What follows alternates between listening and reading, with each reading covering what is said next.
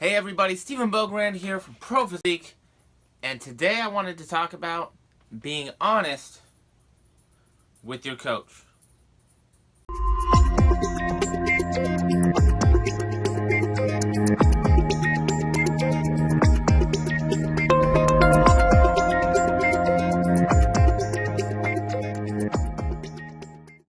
Come here. Somebody wants to say hi to the camera. Look at my cute little doggy. This is my dog.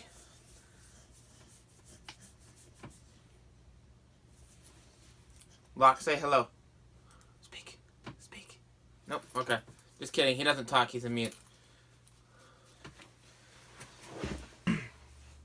Alright guys, so...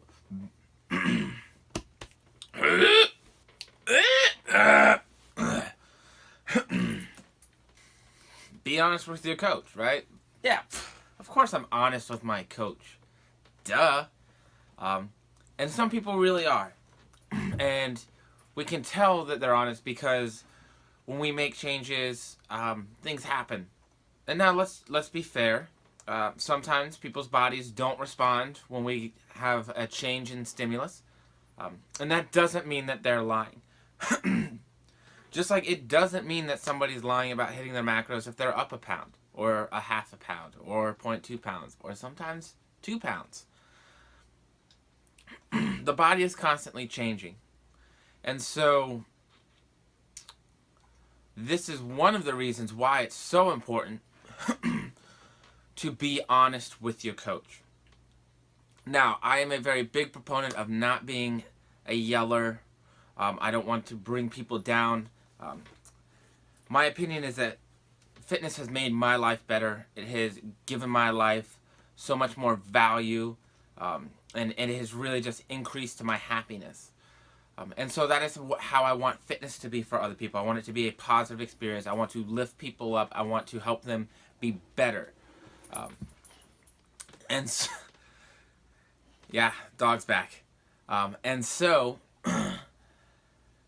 I try to really keep that in mind when I'm dealing with clients. And so I really try to keep that in mind when I'm dealing with any of my athletes. Now, why is it so important that we're honest, that we're brutally honest with our coach? So there's a couple of reasons why, for me, it is important that my clients be very, very honest with me. And so starting from day one, it is important that I get an honest and an accurate food log, an assessment of what's going on with your caloric intake and your weight.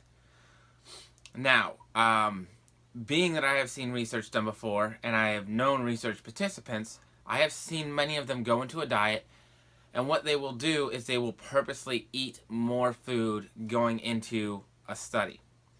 So the issue with that then becomes when we make the initial cut. I tend to like to be very conservative, or as conservative as I feel like I can be.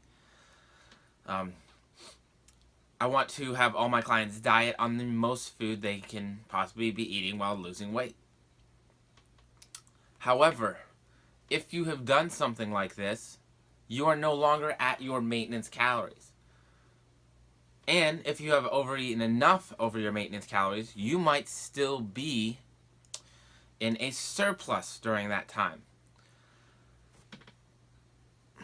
And I know this seems like a simple thing, but it happens. So, keep your calories. When I ask people, I say don't change your eating habits. Don't change your eating habits when you're getting your numbers to your coach.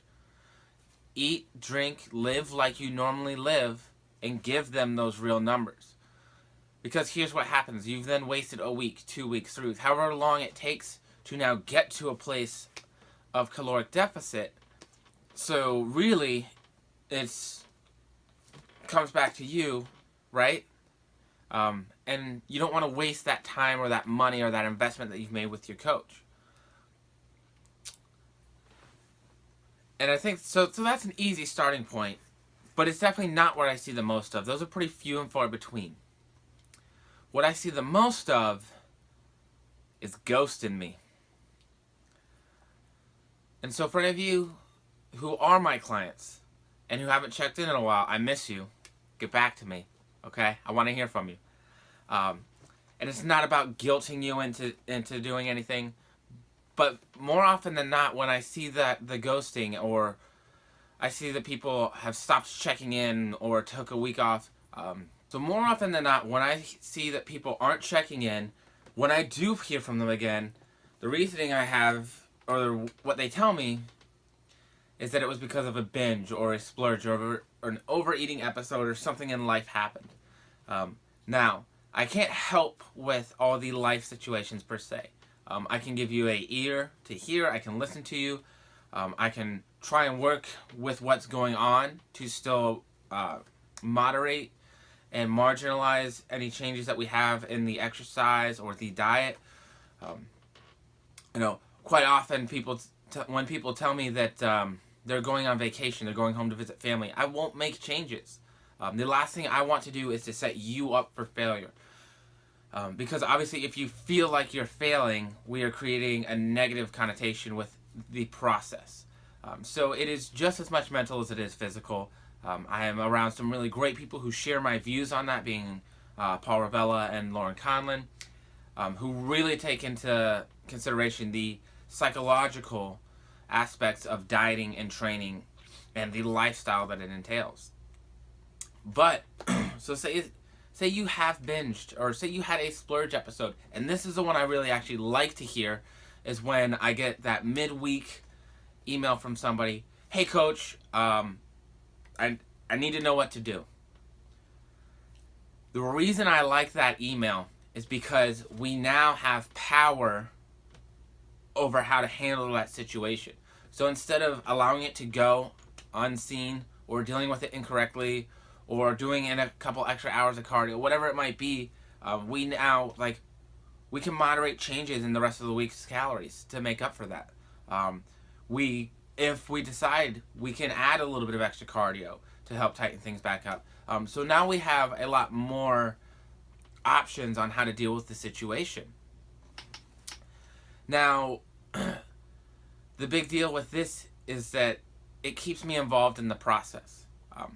If you have hired me, it is because you believe that with my education and my experience and the people that I'm around, that I am going to be able to get you to where it is that you want to go. If that is the case, then trust me. I am not necessarily a coach that only wants to hear from you once a week. Some people, that's exactly what they're looking for, and that's what they need. They don't need a coach that they check in with multiple times a week. And I'm completely okay with that as well. But some of my athletes, they need that. They need a secondary, a midweek check-in. When they see hormones change and they see the weight pop up on the scale, they need a voice to talk them off the ledge, to help them understand what's going on in their body and why that bump on the scale might be okay. But if you, and this is again why it's so important to be open and honest and communicate with your coach, right? And this is the last one. This is my last point for the day. And I think this one is more important for the coaches than it is for the athletes. And I think that it's very important to be honest and upfront with your coach when you're unhappy with your coach. This one's hard for me to say because, just like anybody else, I fucking hate having to admit that I'm not perfect. But I am far from it. The truth is, in my opinion, I am probably the furthest from perfect. So, there are times when we drop the ball. There are times when something stupid happens, or we say something, just whatever the case may be. Your coaches are human, they fuck up. And as a coach, if I don't realize that I'm messing up, if I don't realize that I'm making mistakes, if I don't realize that I have done something that hasn't served you well, or that I am not interacting with you in a way that is serving you well and helping you to become better, then you have to let me know that. I think one of the hardest things to do is to stay humble. If you want to be a better person, a better coach, a better athlete, being able to accept those criticisms and the feedback is very important. However, if the only feedback I get is positive feedback from my athletes, then either I am way better than I give myself credit for, or there is something that you guys aren't telling me. This is all, of course, for future clients as well. And for non-clients. Granted, there are some things that I cannot do. I cannot provide you the services of a psychiatrist. I cannot, there's some things that I won't do also. But it's just a small example of, understanding my scope of practice. I'm not a medical doctor. I cannot diagnose a medical condition.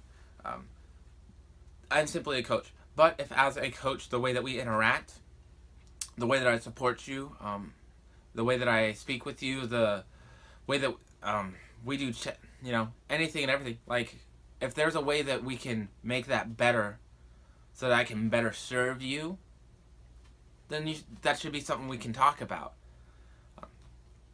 So guys, I know it's pretty simple, it's pretty straightforward. Be honest with your coach. Be honest with your coach.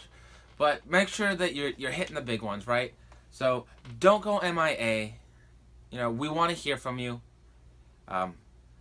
If you have an abusive relationship, that's something else to talk about. And there definitely exists abusive relationships between coaches and clients, and that's a real thing.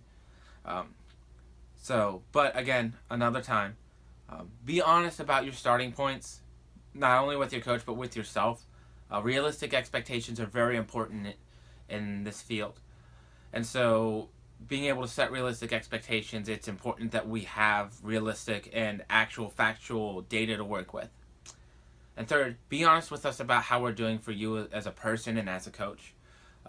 We cannot get better if we only see our own perspective.